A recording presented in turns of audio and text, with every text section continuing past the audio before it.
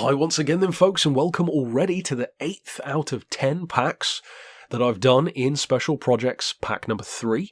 This time I will say it's probably the car that I think most of you will end up using the least, which is completely fair because Gran Turismo is very limiting when it comes to tuning and upgrading in particular electric cars, and that really is a shame because their potential is fantastic. Say what you will about Tesla and Musk in real life, I'm certainly less of a fan of him and the company than I used to be, but their cars are quick, so the potential is there. Forza has finally started to do better with Teslas, allowing more horsepower, etc., but even then, the tuning capabilities just aren't really what they arguably deserve to be.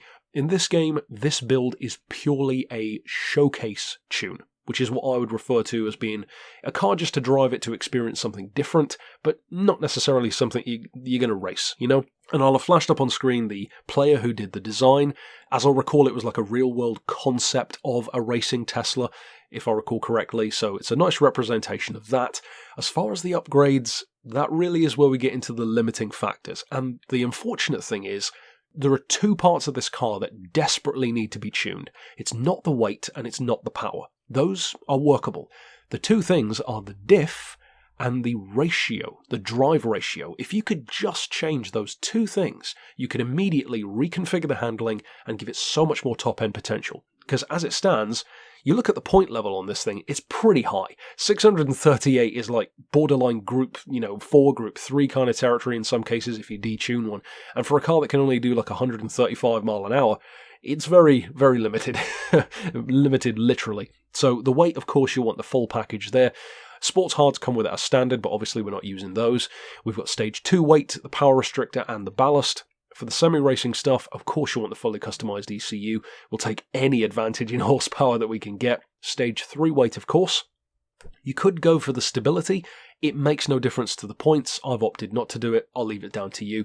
As far as the racing stuff, we have, of course, the discs and the pads, the suspension as well, stage 4 weight. And although I've bought the softs, I believe I'm running it on hards at the moment, if I recall correctly. And as far as the extreme stuff, I had the carbon ceramics, so you can choose if you want the race ones or the ceramics. It depends on what kind of look you want to go for, really. As far as the visuals, I recall this one having the wide body, I believe. But if you just double check, if you click the link below, obviously, which I put on screen earlier, to add it to your library, and then it'll tell you if you need the wide body or not. Now, as far as the parts and tuning those parts, of course, there's not a huge amount you can do. Like I said, the diff in particular really kills it, but we still work with what we've got. So as far as the suspension, we drop the ride height all the way. I know a lot of people don't like to do that because the car gets a bit bouncy, it bottoms out on the suspension.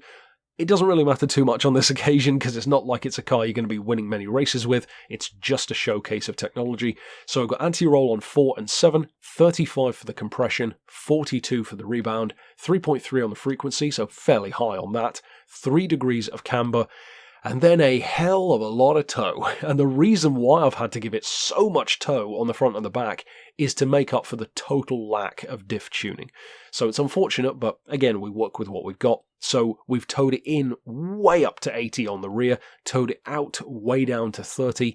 So it really does help the stability. And the reason for that is obviously being technically a rear engine, rear drive car, in effect, it gets very squirrely.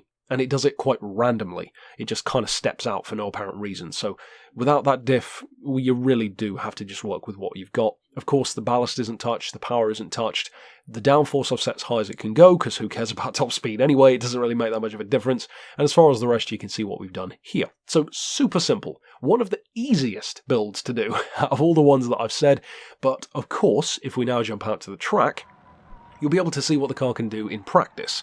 Now, like I said, I don't think many of you are expecting this to be something that's going to be like, oh wow, you should have tried this car before, it's going to wipe the floor with everything. Electric cars are useless in career mode most of the time because you can't recharge the batteries tend to go down quite quickly, the top speed is extremely limiting in most cases, so this is not for any of that. In fact, in an ironic way, this is kind of similar to the first build I did on Monday for the Dower 962. It's a car that's super cool and a really cool showcase to have fun with, but it's not particularly useful for racing because you're representing a road car that's still stuck in Group 1. This car is the total opposite. We're representing a race car, but it's stuck within road car limitations. because of the lack of the diff, the lack of the gear ratio, quote-unquote gear ratio, allowing it to do more than 135, they're just really hobbling factors that are unfortunate.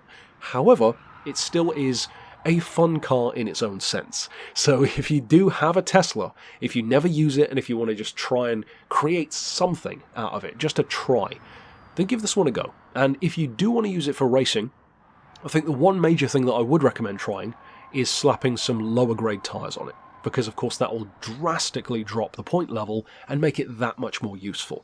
Because no matter how much or little power you give it, the top speed doesn't change that much anyway, the acceleration of course does, so you can work with it.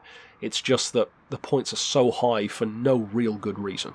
Ultimately though, if you do decide to use it, it's definitely the one that I expect most of you to be the least interested in out of these 10. I just wanted to do something a bit different, so that's fine.